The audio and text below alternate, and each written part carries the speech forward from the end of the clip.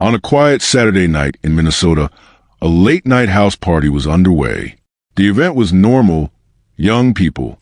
A late-night party in Minnesota ended with one person dead.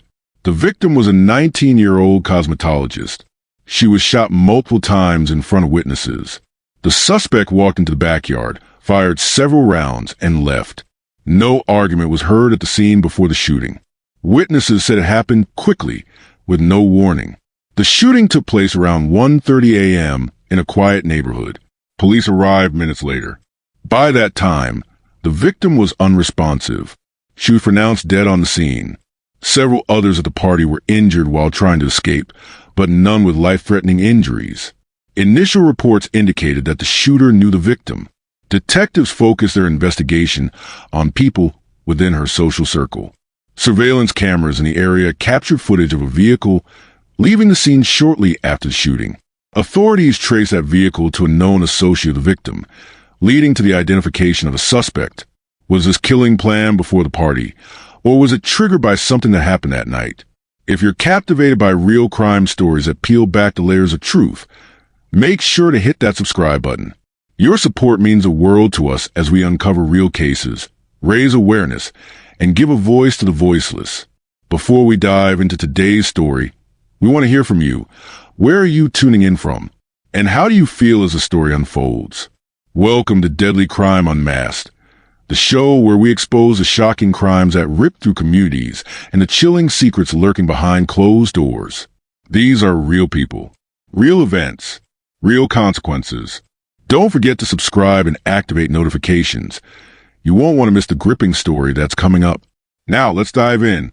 The victim of this brutal Minnesota shooting was a 19-year-old cosmetologist named Amarie Alowonle. She was young, focused on her career, and active on social media. Before her tragic death, Amarie was known by many as a rising talent in the beauty industry, especially within her local community in Minnesota. Amarie had always wanted to work in beauty. Right after high school, she enrolled in a local beauty school located in Minneapolis. She took her classes seriously, showing up early, participating in training sessions, and staying late to practice different hairstyles and makeup techniques on her classmates. She completed her cosmetology training just months before her death, earning her certification to start work officially. Friends said she had begun taking on clients for hairstyling and makeup gigs on weekends, mostly people from her neighborhood and school. Aside from her work in beauty, Amarie was very active on social media, especially TikTok. She regularly posted short videos of herself creating different hairstyles, giving makeup tutorials, and sharing skincare tips. Many of her videos went viral locally, especially among young people in Minnesota who supported local talent. Her following grew steadily, and she began making plans to start a YouTube channel where she could share longer, more detailed beauty tutorials. That goal was something she talked about often, both online and in conversations with her friends. Amarie's family life was typical for many young people growing up in urban Minnesota. She lived with her single mother and younger brother in a rented two-bedroom apartment in St. Paul. Her father had not been part of her life. Amarie often spoke of wanting to succeed in her career so she could take care of her mother financially and help provide a better future for her little brother. To support herself and help at home, Amarie worked part-time jobs while completing her beauty training. These included cashier shifts at a local grocery store and occasional babysitting jobs for neighbors. Friends described Amarie as hardworking, focused, and ambitious. While she attended occasional social events, she was not the kind of person who looked for trouble. Her social media presence reflected that, mostly beauty content, occasional dance trends, and sometimes motivational posts about staying focused on personal goals. She was also known to be very private about her personal life. Even though she shared beauty content online, she rarely spoke about her relationships or private issues on the internet. When it came to her social life, Amarie kept her circle of friends small. She had a close group of girls she had known since high school. These were the same friends who often appeared in her TikTok videos or supported her by sharing her work online. According to statements from those close to her, Amarie never had any public or known enemies. She wasn't affiliated with gangs, and she was not involved in any illegal activities. Police reports confirmed that Amarie had no criminal record. On June 14, 2025, what started as a regular house party in suburban Minnesota quickly became the scene of a brutal homicide. The event took place at a modest single-story home located in a quiet residential area. Neighbors described the house as one that usually hosted small gatherings of teenagers and young adults on weekends.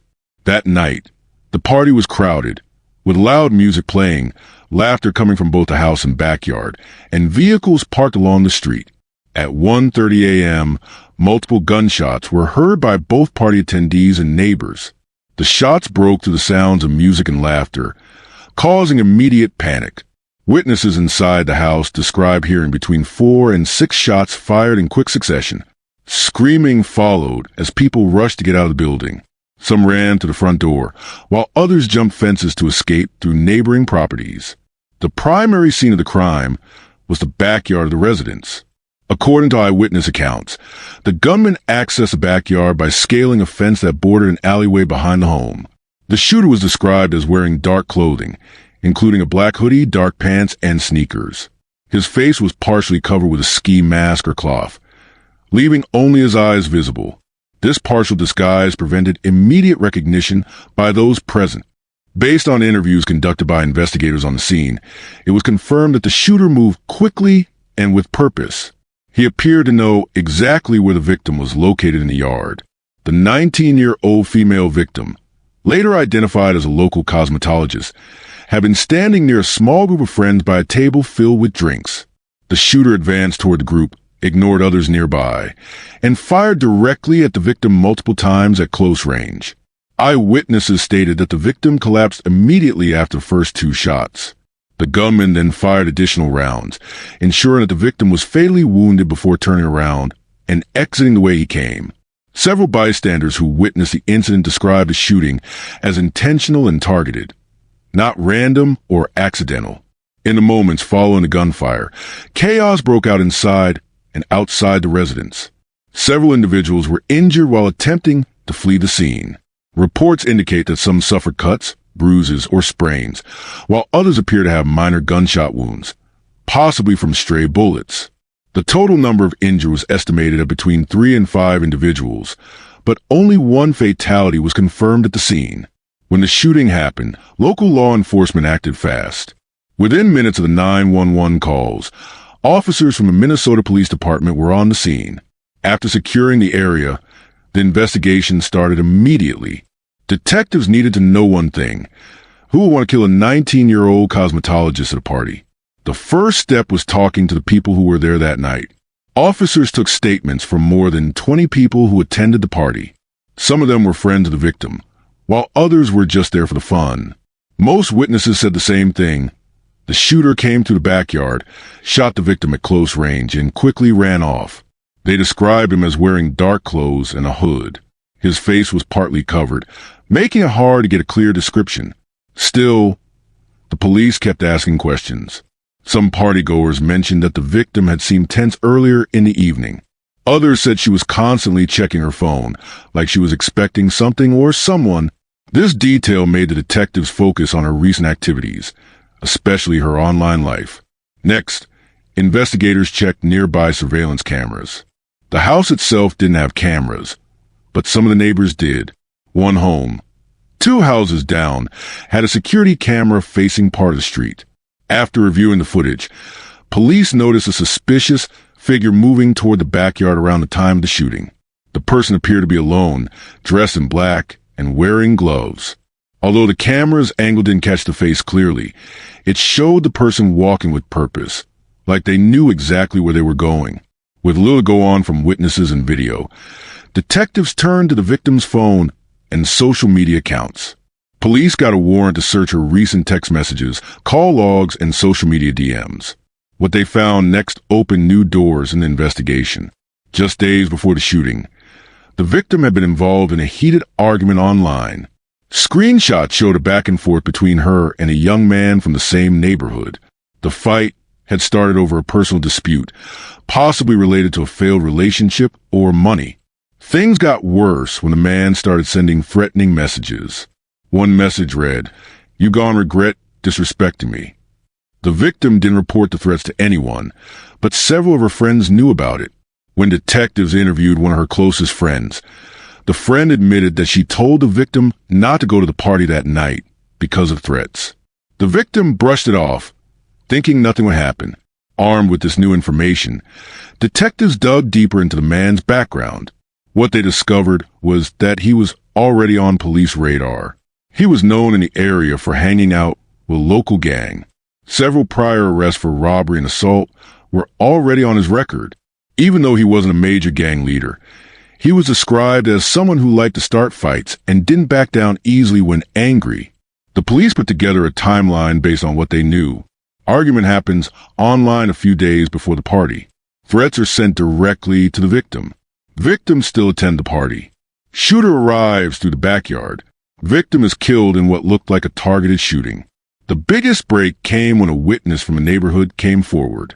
This person claimed to have seen the suspect leaving the party area shortly after the shots were fired. The witness also saw him get into a black sedan, a car that was already familiar to police. That vehicle was linked to the same suspect involved in the online argument. Armed with the witness statement, the social media threats, and the video footage, officers obtained a warrant for the suspect's arrest. Within 48 hours of the murder, the suspect was taken into custody during a traffic stop just outside of Minneapolis. Police searched his car and found clothes matching the description given by witnesses at the party. The possible motive appeared to be revenge. Investigators believe the argument online was personal. Some suggested it may have involved jealousy over a past relationship, or even a disagreement over money or reputation. At the time of the arrest, police were still building their case, searching for more evidence like fingerprints, DNA, and additional digital messages to confirm the motive beyond doubt.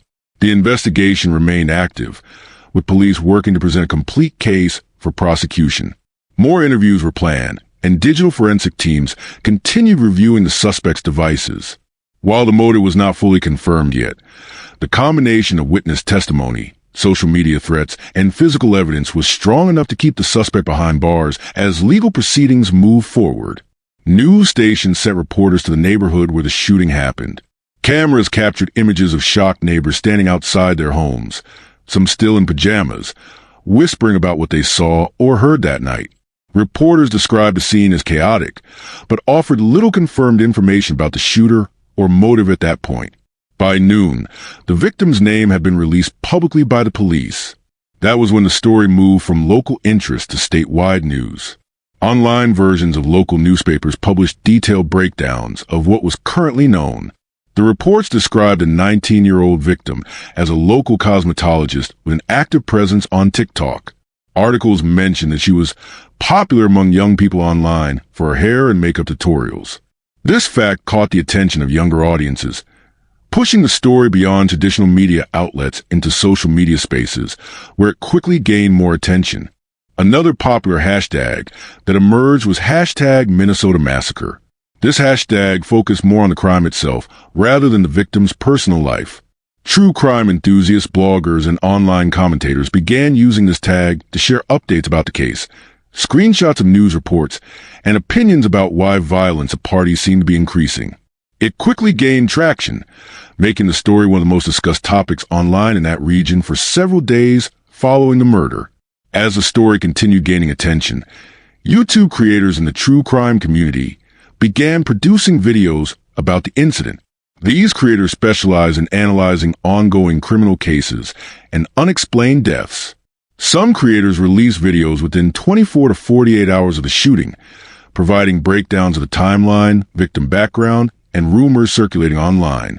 They use clips from news broadcasts, social media screenshots, and official police press conferences to build detailed narratives of what happened that night. After news of the shooting spread across Minnesota and beyond, the victim's family became the center of public attention. The young woman killed was not just another name on a police report.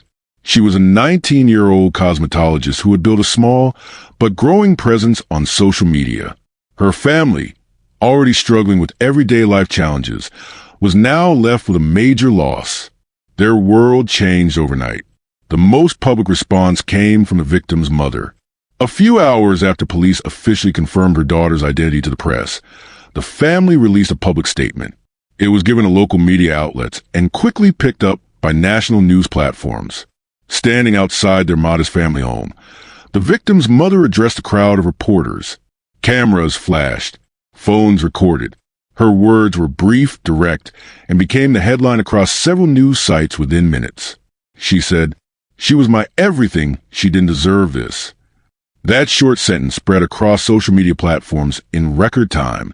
It was retweeted, posted on Facebook, and became a trending quote on TikTok. News channels played the clip repeatedly, using it as the introduction to their reports on the Minnesota shooting.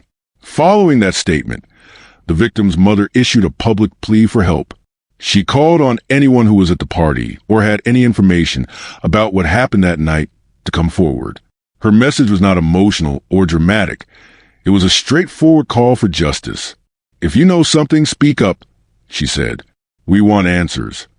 Local police also used that statement to appeal to the public for cooperation. They emphasized that even the smallest tip or video recording could help solve the case. They asked for people who might have recorded video clips at the party to submit them.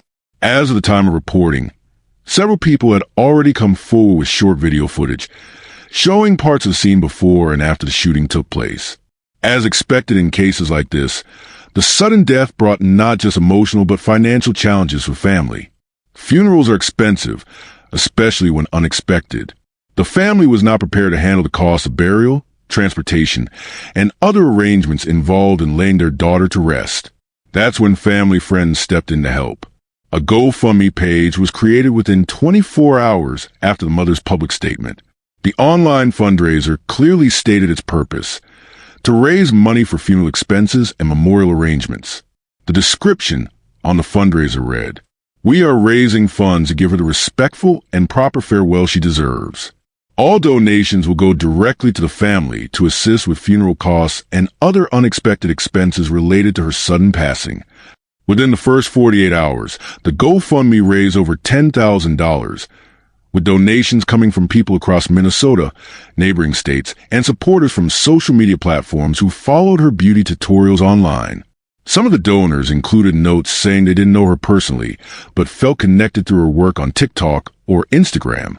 Others donated simply because they saw her story trending on the news.